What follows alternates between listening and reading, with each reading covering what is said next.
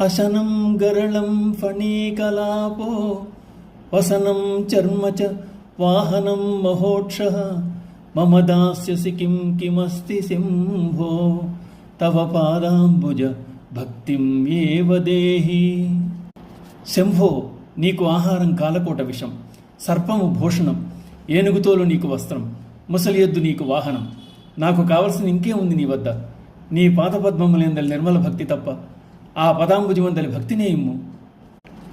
ఈ శ్లోకం నిందాస్తుతి.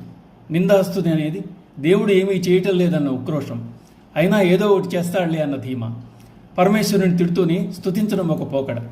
పైకి ఈశ్వరుని నిందిస్తున్నట్లుంటుంది, కానీ వాస్తవంలో అది నింద కానే కాదు. అచంచల భక్తితో కూడుకున్న స్తోత్రం మాత్రమే. దేవుణ్ణి ఆటపట్టిస్తున్నట్టుంటుంది, కానీ అది భగవంతునితో పెనవేసుకున్న అనుబంధం. అటువంటి భక్తులు కూడా ఉంటారు.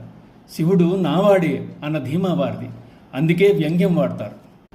సిరిగన వానికి చెల్లును తరుణులు 16,000 తగ పెండ్లాడన్ తిరిపెమునకిద్దరాండ్రా పరమేశ గంగ విడుము పార్వతి చాలును అన్నాడు శ్రీనాథుడు. ఆయన గొప్ప శివభక్తుడు కూడా. ఓ రోజు శ్రీనాథుడు ఊరు వెళ్తున్నాడు. మండు టెండలో ప్రయాణం. అతనికి దప్పిక వేసింది. చుట్టూ చూశాడు, నీటి జాడలేదు. అక్కడ అతనికి ఒక శివాలయం కనిపించింది. ఆలయంలోకి వెళ్ళి ఏకంగా శివునితోనే మాట్లాడడం మొదలుపెట్టాడు. మాటల్లో శివునితో విష్ణుమూర్తి వద్ద లక్ష్మీదేవి ఉన్నది కాబట్టి 16,000 మందిని పెండాడాడు. బెచ్చం ఎత్తుకుని నీకు 2 భార్యలు అవసరమా? పార్వతి చాలు నీకు, గంగను విడిచిపెట్టి గౌరిని తీసుకుపోవయ్యా అని గదిమాడట. శ్రీనాథుంది పల్నాటి సీమ, కరువు ప్రాంతం, నీటికి ఎద్దడి. వెంటనే అక్కడ శివలింగం నుండి నీరు ఉబికి వచ్చిందని అంటారు పల్నాటి వీర చరిత్రలో. ఈశ్వరుడు సర్వదోషవర్జితుడు, సర్వలోకాలను దహించి వేయగలది కాలకోటం.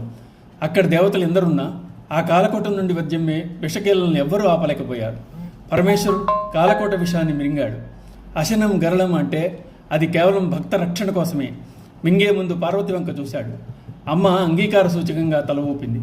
మింగెడివాడు విభుండని మింగెడిది గరళమని మేలని ప్రజకున్ మింగుమని సర్వమంగళ మంగళ సూత్రమునెంత మదినం మినదో అన్నారు పోతన. ఫణిభూషణండంలో శివునిలోని అభయత్వమే గోచరవుతోంది. దేనిని చూచి జనులు భయపడతారో ఆ సర్పాన్ని తన వద్ద ఆభరణంగా ఉంచుకుని మనకు అభయప్రదానం చేశాడు. చర్మాన్ని ధరిస్తున్నాడు. అది ఆయనలోని నిరాడంబరత్వాన్ని, నిర్లిప్తతను తెలియజేస్తోంది. వృషభాన్ని వాహనంగా చేసుకున్నాడు. అది అది అతడిలోని నిగ్రహకత్వాన్ని సూచిస్తోంది. నాకు కావలసింది నీ దగ్గర ఏముందిలే అనడంలో నిస్పృహ గోచరిస్తోంది. అయినా ధైర్యం సడలలేదు. భగవంతుని మీద నమ్మకం అలాగే ఉంది. అందుచేత శంకర్లు శివుని పాదముల మీద ఎనలేని భక్తి ఒక్కటి చాలు తనకు అనుగ్రహించమంటున్నారు. ఓం నమః శివాయ.